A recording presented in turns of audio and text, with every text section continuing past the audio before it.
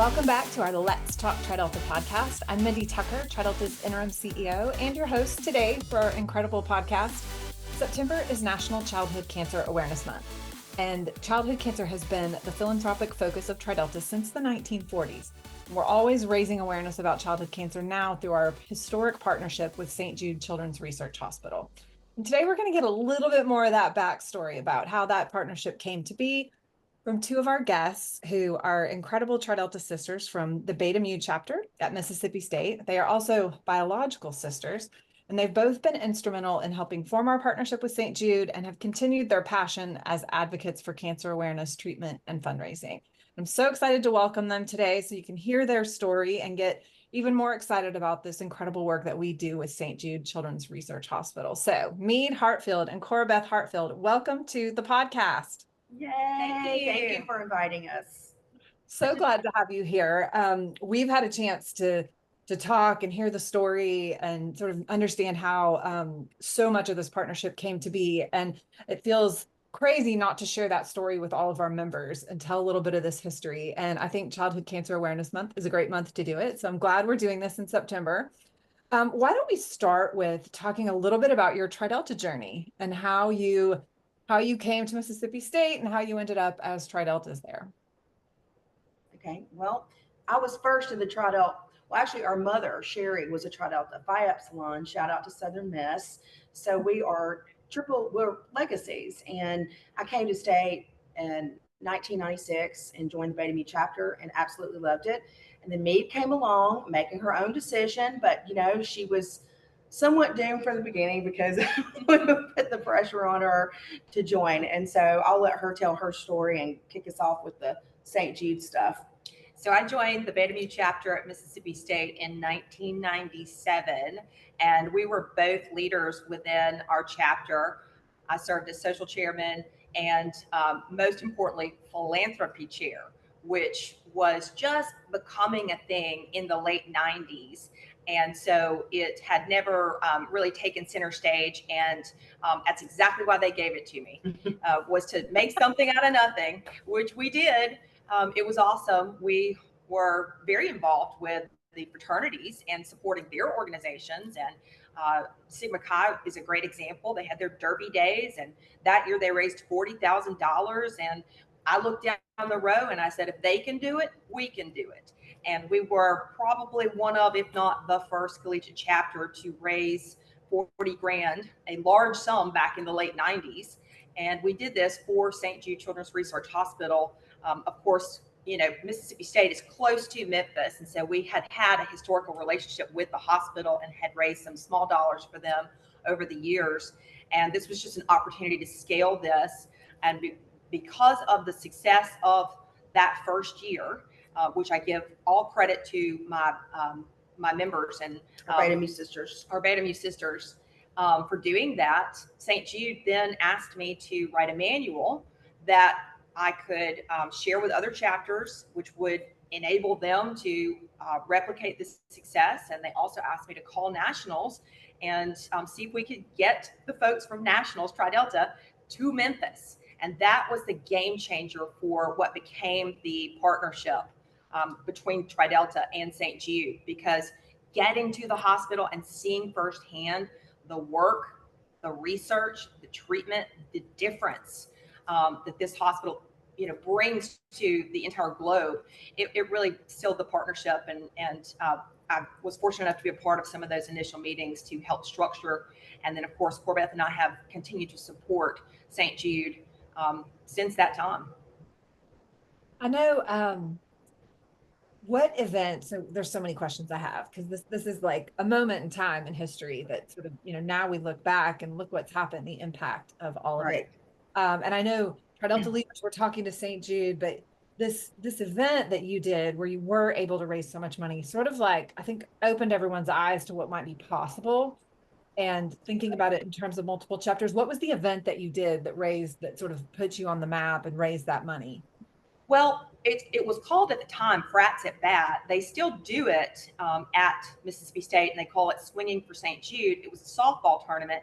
The funds were raised through sponsorship. And really, chapters across the country can pick a variety of events, but it was mostly just having a good plan, having a goal, rallying the rest of our chapter to support that goal, and then every person doing their part to help achieve that goal. And it was a tremendous experience from a leadership perspective. It taught me a lot of things through that experience that have continued today. But I also think one of the main things that it did for us was we were just collegiates. I mean, we were just, 18, 19, 20-year-old, kids trying to do a good thing for the greater good. And when you put it in context of the late 90s, where there was no social media and there was barely email, and we were out there. We sold ads, physical ads, and put together we still have that book from 1998 where people would sell ads to their family members, and they would say, congratulations, good luck with your tournament, softball tournament. And we also had the Greek community come together. This was not just a Tri-Delt thing at Mississippi State. The fraternities and sororities participated as they had teams. So, it was a Greek effort. I really think it was such a special moment in time. And Tri-Delta saw that and said, and St. Jude, hey, if St. Jude really recognized it and said, hey, if one chapter can do something this significant. And listen, back in the day, let's talk perspective. $40,000 in 1998 was a lot of money. And I know our chapters now are raising over, hundreds of thousands of dollars, some of them. Yeah. So this just was an awesome thing back then, especially. We didn't know how great we would turn out, honestly. What we did know, though, was how important St. Jude was and is and continues to be, and what a difference maker in the cancer community. So it was a perfect fit when you understood why the partnership was so important, because it's St. Jude, if you don't know, freely shares their protocols. So all of that leading research, they research some of the rarest cancers, right? Childhood cancers, but that actually has a global impact in the entire cancer community. And so just because it's in Memphis, it is a local hospital because it's a global hospital. And so it's a perfect partnership. There were a lot of chapters across the country that didn't have a local hospital to support, not just at the collegiate level, but also at the alum level. So it was really just a golden opportunity and made so much sense. And now look what it's done. Yeah. I have to bring your moment full circle. I was recently in a conversation with a Sigma Chi who's on the board at Sigma Chi, and they are building a partnership with a cancer research facility, and he told me they are trying to model this after what Tri-Delta does. Thank you. So however many years later, 25 years later, here we are, and they're watching us. So you definitely had the impact you wanted to have. And obviously we all know that the partnership has become it's taken on a life of its own. And I think because it does have that impact to involve Tri-Deltas from all over the globe, everybody feels a part of it and wants to be a part of it. And the mission is so critical. And part of that experience too, she won't really brag on herself, but St. Jude took note and recognized Mead separately from the Beta Mu chapter. We took that check up there. We're in one of those original photos that Tri-Delt has. It's our, we're in red t-shirts. That's us. That was the start and the beginning of this whole partnership thing. But Mead was recognized in 1999 by St. Jude as the Young Volunteer of the Year Award, the Jerry Nicholson Award. And I didn't know if you were aware of that, but that's a really big deal. They flew us to Memphis, our family. We sat with one of the celebrities they were recognizing. The entire Danny Thomas family, gave her an award and recognized her. I guess that was 2000 at that point, in the year 2000. Yeah. Well, it's really why I wanted to tell this story, because thank you. What you guys did was so fundamental to where we are today. And I'll say thank you for that. And I think it's important for people to hear the story. So. Listen, we really appreciate that. For us, it's always been important to recognize the Beta Mu chapter at Mississippi State, the collective effort that was a part of this. And also just the fact that again, these are just young kids, and the power of one person. It's okay to be the first domino, to have a big idea. Whatever job you're given within Tri Delta, do the best you can at that job. And you just never know the fruit that's going to yield. It just continues to yield so much fruit. I'd love to hear you guys reflect on, I think both of you had officer positions in the chapter. What kind of leadership skills did you, I mean, from that experience and from your experience in the Tri Delta chapter, what did you take with you? What has it done for you moving forward in your life? I'll kick that off. My freshman year at state, I don't know why I was the one chosen, but I became the Panhellenic delegate. I'm not sure what it's called today, but back then you were usually a junior or senior when you had that role. And I took it on as a freshman, brand new to the Tri-Delt chapter. And it was also the same year that Mississippi State hosted the Southeastern Panhellenic Conference. So I went in with the other Greek sororities, and we went to Atlanta and put on a huge conference, the Southeastern Panhellenic Conference. And so right there, just right out the gate, we had a great leader. She was a Tri Delta, Angel Brown. Awesome. I'm not sure what her current married name is, but she was leading the Greek community at Mississippi State. And we went to Atlanta and put this big conference on. And man, just right there, right out the gate, meeting on a national level, taught me a lot of things. And she was a great leader to get that kicked off for me. And then I went on to be the recruitment chair at some point and led the chapter in a great, what was called Rush back then, great recruitment. Still, those girls today have just blown me away with all the success in life who they've become as young women, now, adults. So, both of us have gone on to, I think, be successful in our careers. Mead is an attorney, and I've leading an insurance, just launched an insurance company, a captive in the Cayman Islands, and we're doing big things in our lives professionally. But what Tri-Delt gave back to us, or gave back to me, was just the sense of ownership in a lot of things, leading the way for whatever we do in life. And not just those officer positions, but just, man, that was one of the best times in my life. And I think all my sorority sisters would say the same thing. And when we get back together, it is just like we pick up right where we left off. It was just really special. There's no way to describe it unless you've done it. And we've done it, and we love it, and we're still doing it. Tri-Delt till the day we die.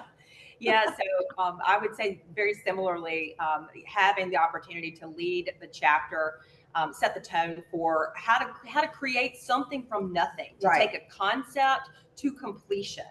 We at the time there wasn't Philanthropy Day. We were just starting that. Angel Brown helped bring that concept to the recruitment process, where it had a standalone day. That happened while we were there. We did not have that when we went through our recruitment, but by the time we graduated, that was an instrumental part and was happening across the nation. So there was this wave of philanthropy that was happening, and that's exactly why there was a dedicated focus, and the position of philanthropy chair got elevated to almost sort of an executive level, on par with some of the other top opportunities within the chapter. So, another thing that I think is super interesting is, we didn't realize it at the time, but looking back, this became an issue of gender equality, right? Gender parity, where here are sororities who are making change at sort of a business level, right? This was a national conversation. These were business relationships. And I still utilize a lot of those skills in leadership, right? In coordinating attorneys, across our 9 offices in the nation, and, being able to sell a concept to a client or communicate effectively to reach a result. So certainly those opportunities go back to my experience at Beta Mu. Love that is probably one of the most powerful testimonies I've heard around, like, how you take your Tri Delta experience and use it in your career, use it later in life. So thanks for sharing all of that. You guys have talked about this power of one concept. I'd love for y'all to share that with our listeners. One time we went back to help out with recruitment, and they asked us to speak about our experience, very similar to this, and that was something that sort of just bubbled up for me and bubbled out in talking to the then chapter, which is be the first domino. It's okay, it's all right to be the person who comes up with an idea and something that's never been done. Think outside of the box. Take your opportunities to the next level. I also think that it's okay to get in line as a domino, right? It takes the group to accomplish. No one person can do it, but you can see that it has to start somewhere, and it might as well start with you, and it might as well start in your collegiate experience. So take advantage of those opportunities wherever you are in the nation. I love that. I think young women in the chapters now will hear that. And I just think that's a powerful message for them and for anyone in life, wherever you are, whatever ideas you have, wherever you want to move forward. I love your passion around that. Always be your best. Always be your best at whatever task you're given.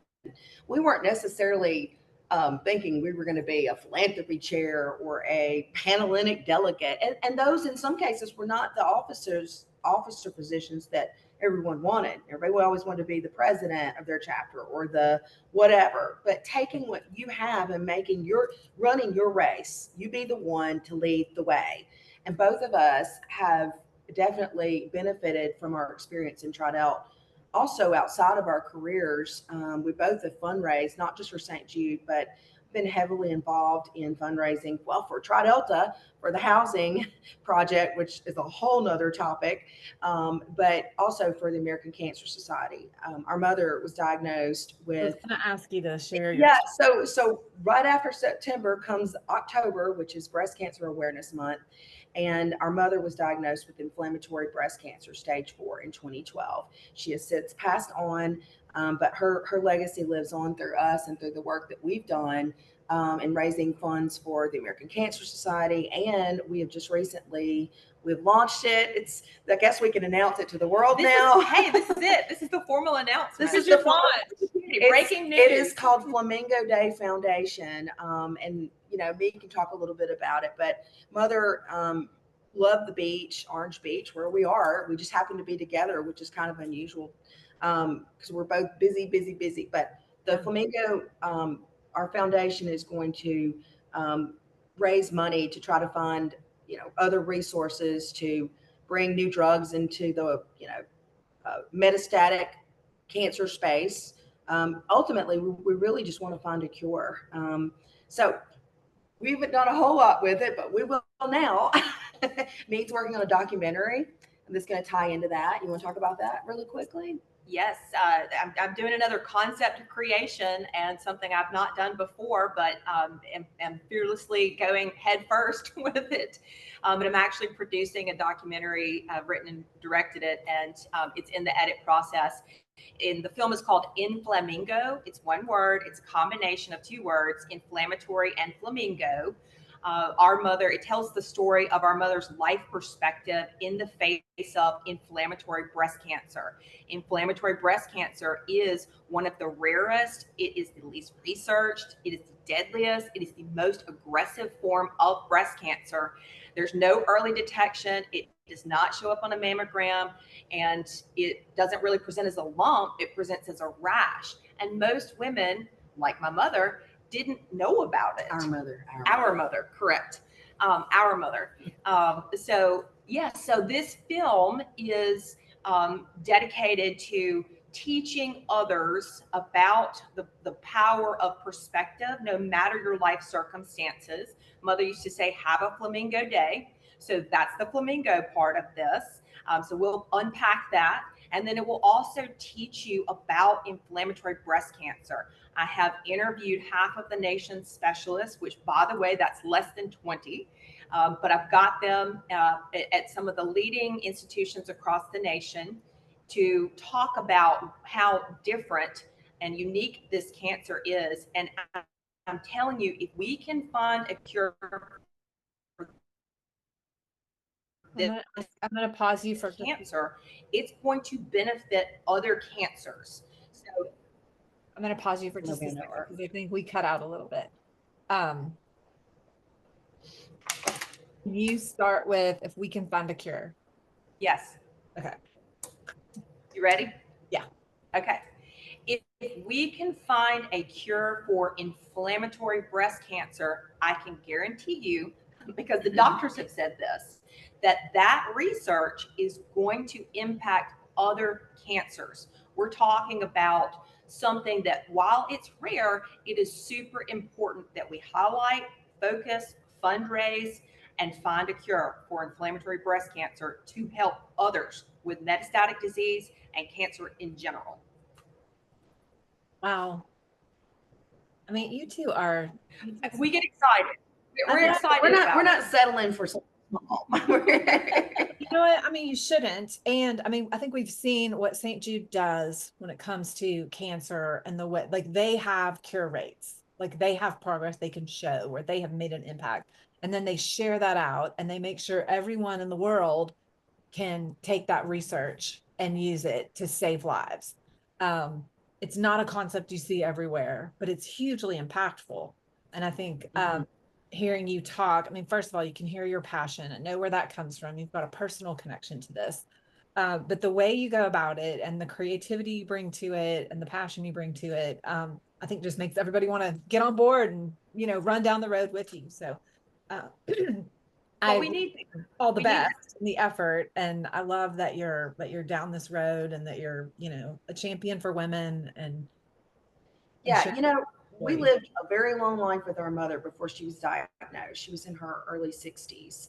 And I want to tie something back to St. Jude that's really important for me to say on this Zoom is while we were celebrating the 100 million mark just a few months ago, we met with one of our sorority sisters. She was my little sister, March Gates.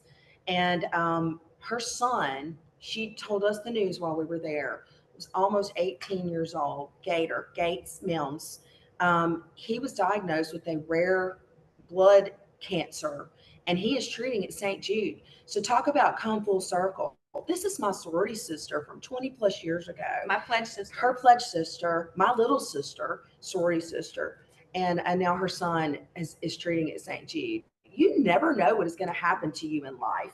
And, you know, you just, to think about the whole thing. I mean, there's still, the story's not finished, right? We're still going. I mean, we're going to continue to raise money for St. Jude. I don't know what the next milestone number is going to be or the milestone year is going to be, but man, how awesome to think it started so small. Just, you never know what impact you can make in life. You know? And thank God that St. Jude is focused on these rare cancers. And to your point, Mindy, those cancers start out as rare, and then they find these treatments and they don't become rare anymore. Somebody's got to care. Somebody's got to say, I'm committed to this. And we are grateful that that they're treating Gates, and, you know, prayerful that he will respond well and live a long life.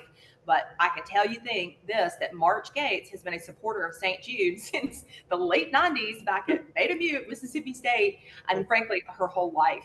And so, you know, she's got one more story to tell. Here's yet another example of the reason that we support this organization. Yeah, there's so many connections. And I think, you know, it's assumed that all of our collegiate chapters are out there doing all of this fundraising, but we actually do have a lot of alumni who raise money for St. Jude as well. And Cora, Beth, I know you've been involved with some of that. Why don't you talk a little bit about how alumni chapters or alumni members are sort of stepping into the St. Jude world? I think alumni are giving money to St. Jude. I've always wondered if it was being recognized, though, you know, if we could see how it was, Tridelt could see the money that was coming in. So I think it's important to find a way for Tridelt to find a way to include the alums in this fundraising effort. So some of the things that I've done in the last decade is I've planned these reunions, 40th, 45th, 50th at Mississippi State, and brought everyone back together. Our chapter was relatively young. Started in 1972. And so one of the components of our events were fundraising for St. Jude. I would always have someone come from St. Jude, or, for us to give them a check. So I think, back in college, you don't have as much money as you potentially do now as an adult, working adult. And so there's a lot of opportunities, I think, with our alumni to bring that full circle and to hit our mark. I hope that Try to Help makes this a real part of this new campaign that we just announced to bring the alumni in. Maybe the alumni have a role of helping raise 10 million out of that. What's our goal? 20? What was it? Our new goal is to raise 100 million. Okay, 100 million. Well, maybe we're half of that. I mean, to put the call out there, I'm going to put it out there right now. Let's step it up, ladies. We can do it. Put it out there. Yeah. I want to hear from both of you. I mean, you have so much going on. I think we know that I always ask the question in these podcasts, like, what's next for you? Obviously, Mead is like, well, I'm doing a movie. What do you mean, what's next? But is there anything else coming up that you guys want to share about where you're headed or things going on? Right now, that is the primary focus, and we were going to launch the Flamingo Day Foundation publicly October 1st. That's now happening on the Tri Delta podcast. So that's super exciting. I think we would love to grow this community of folks, of like-minded folks, and tap into our Tri Delta sisterhood to support us in this. Support the film, support the foundation. So you can do that by following In Flamingo, that's 2 M's, INFLAMMINGO on social media. And, inflamingo.com, we're going to launch that probably October 1st as well, and help us, get the word out there. Just being present with that. I mean, these are life missions, right? Tri Delta is a life mission. St. Jude is a life mission. And now the Flamingo Day Foundation is a life mission. In a lot of ways, these things chose us. We didn't choose these things. We just made the most of the opportunities that were presented to us. So we'll always be grateful and always give credit where credit is due and acknowledge the role that each of these organizations have played in our lives personally. We carry it, in the bonds, as they say. I echo that sentiment. And I just want to thank you again for allowing us to share the story about how the partnership truly originated. Just one small chapter in Starkville, Mississippi. That's be the first domino. Thank you for that opportunity today. It's such a powerful network. And I love how you talk about we have to support each other. We have to help lift all of our sisters up and whatever they're doing and connect them and support them. And it's a huge part of, I think, the experience at Tri Delta. So I appreciate that you called that out. And thanks for your support on a number of fronts. I have loved talking to you today. You guys are the epitome of brave, bold, and kind women. So thank you for that. We're glad to have you in our sisterhood and so glad to have you share your story with everybody here. So thanks for joining us. Thank you. Have a Flamingo Day. Have a Flamingo Day. I love it. Well, I'm so glad everybody got to hear from Cora, Beth, and Mead. What great inspiration they are. I love hearing their story and where they're headed. I don't think there's anything these two women can't accomplish. As they mentioned, Tri Delta has had a great celebratory year around St. Jude. We hit the $100 million mark over the summer and made a new commitment to raise additional money for St. Jude by 2038, by Tri Delta's 150th anniversary, another big milestone. But it's been an incredible 25-year partnership, and so much so that they have named Tri Delta their official partner of kindness, which I love. Moving forward, we can say we are St. Jude's official partner of kindness. The walk run's coming up. I hope everybody is out there supporting St. Jude during this Childhood Cancer Awareness Month. I hope you'll make a donation. You can drop into tridelta.org and make your donation, and that way Tri Delta gets credit for that Tri Delta donation to St. Jude. So we hope you'll do that. We love having you listen to our podcast. We hope you'll rate, subscribe, and like the podcast. We have 3 stars in our Crescent, but we love those 5-star ratings. So bring them on. Thanks for joining us, everyone, today. Until next time, Delta Love.